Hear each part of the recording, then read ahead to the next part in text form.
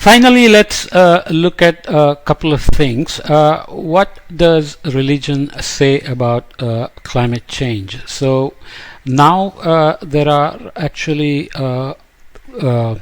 multi-religious groups that are organized under Yale University, for example, to look at environment as actually a religious stewardship problem, whatever the exact terminology used. But religion could have been interpreted differently, and it was for a while. So the most well-known biblical statement of human dominion over nature can be found in Genesis 1:28. Be fruitful, multiply, fill the earth, and subdue it. So, reproduce, fill the earth, and subdue it.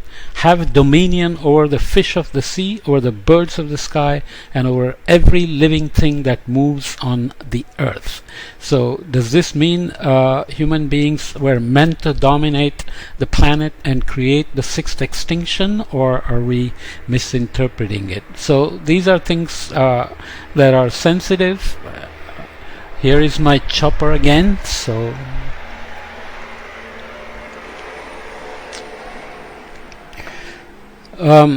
there are certain,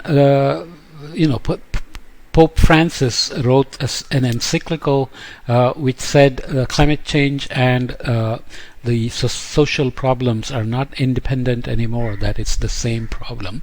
So obviously he is calling for action on climate change, but not all his followers are bought into it yet. So be as that may, one must keep in mind that religious texts can be used either way, to say it's God's job to protect the environment and not our job, or we can say God gave us the environment and he meant us to be the stewards of the environment and protect the environment for all the services it gives us. So you have to decide yourself.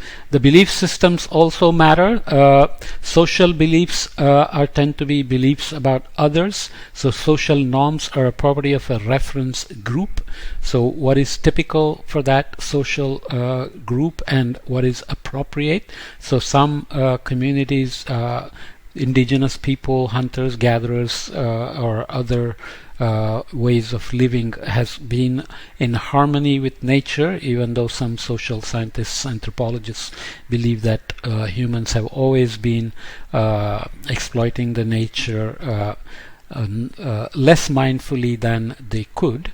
But the growth of population, extended lifespans, industrial revolution, life that is separate from food production have all kind of dissociated human connection with nature. So if you think food comes from the grocery store, then you don't know what goes on in the fields, you don't know, you don't have enough exposure to green spaces, nature, birds, animals, etc., and how that affects the reference group, how it affects social norms. These are all complicated questions. Non-social beliefs include personal beliefs, so property of an individual. We talked about intrinsic and extrinsic values, so it depends on the attitudes, which is very much a personal thing. Factual beliefs and moral beliefs. So the issue with factual beliefs also is that there are things like confirmation bias, where it is said that when facts contradict your previously held beliefs, then you tend to ignore the facts. And this is used, especially social media now. When you click on anything, data is collected to flash information that you like to see. They're filtered for you, which means you get into this loop of seeing what you like to see and never see the other side, the view from the other side, the opposite view, or what really may be happening, and so on and so forth. Moral beliefs, obviously it is very cultural, religious, region dependent, and There are also questions about whether altruism would be needed, and whether altruism is really something that is evolutionarily stable. For example, if altruistic people sacrifice beyond their own benefits, then why would evolution carry this gene forward? Those altruistic people would be exploited and they would go extinct. But there is something called reciprocal altruism, where you are able to invest in others with the belief that they will return the favor, and you do that 10 times and you are happy even if only twice the favor is returned. So these kind of individual beliefs affect who works for the environment and who expects others to work for the environment, and who expects that there will be a lot of free riders, that you travel less, you eat less meat, you do something good for the environment, other people will enjoy that fruit of your work, and you don't care because you know enough people who are doing the right thing, the ethical thing, the moral thing, and so on. So this gets very complicated. There is the other idea of wicked problems. What are the wicked problems? This idea came out in the 1960s by a couple of urban design professors in University of California, Berkeley, and they were dealing with negotiations between groups of people for shared spaces in the urban environment.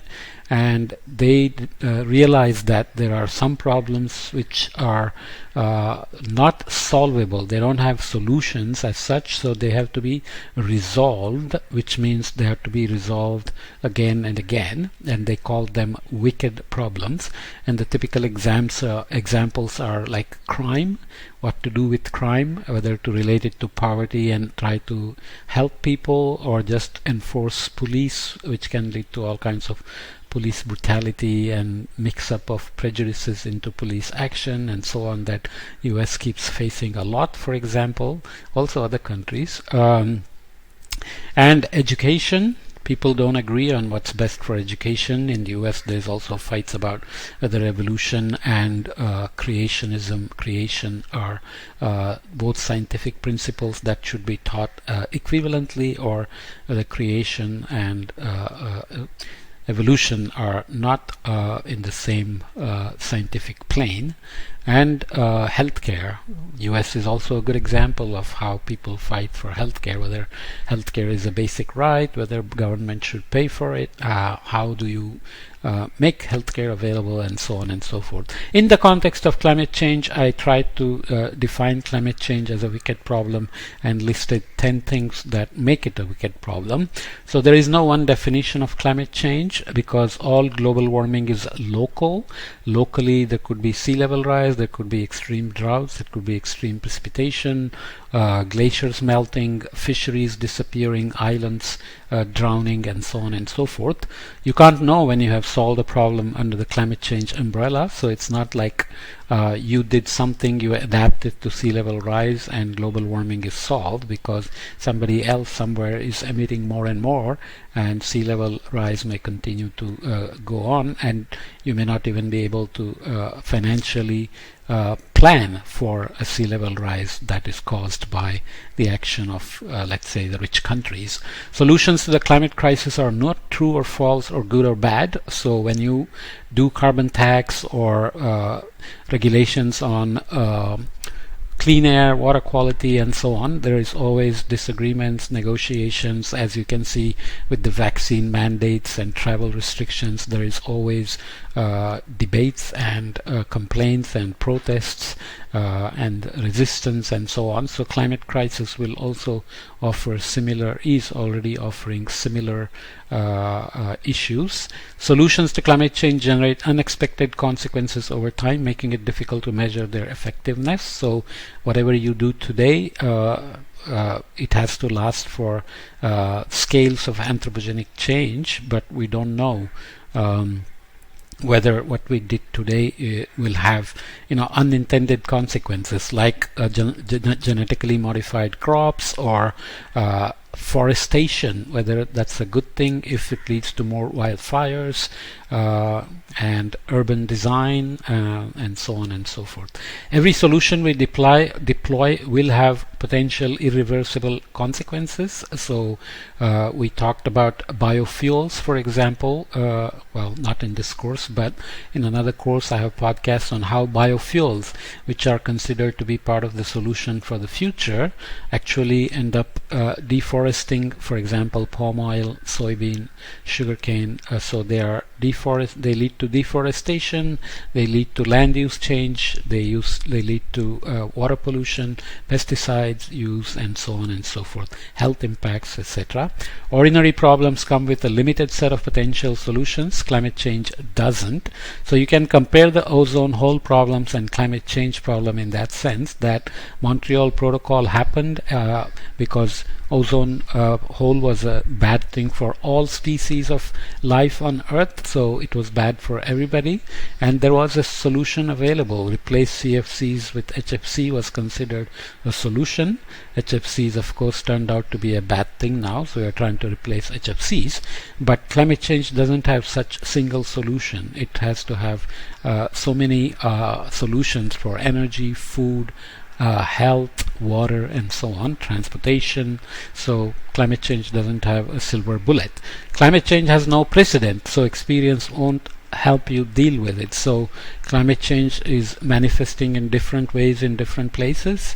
Mayas and Incas went extinct. The Middle East has had ups and downs.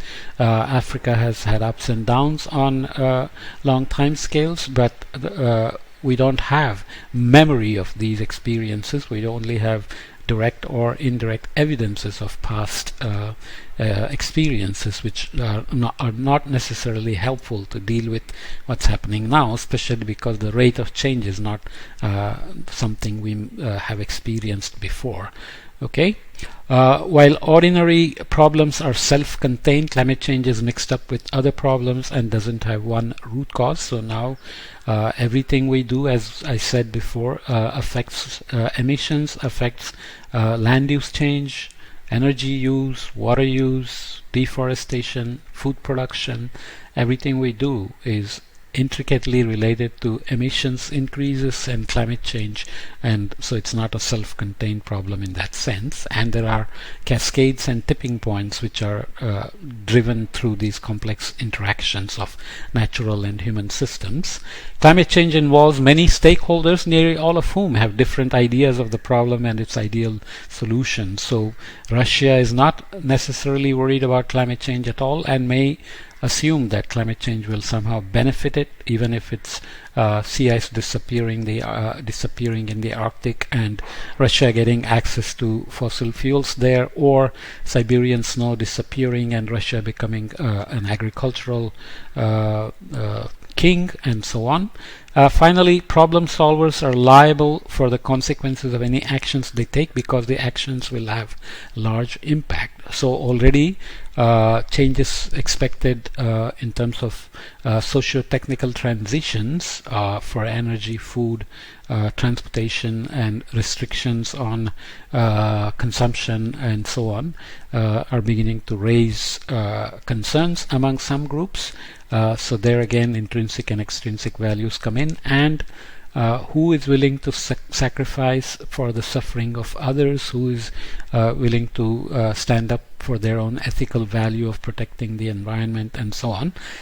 They become an issue. Plus, there is a lot of demand for action from Greta Thunberg and her movement, and from a lot of NGOs, indigenous groups, and so on.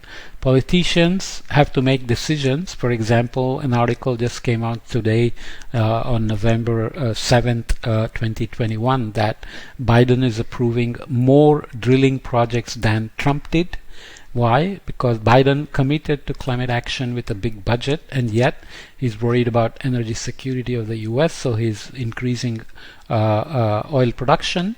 Germany, which is so progressive, is actually still digging for coal and in fact doing serious damage to some villages and so on. So climate action is always complicated.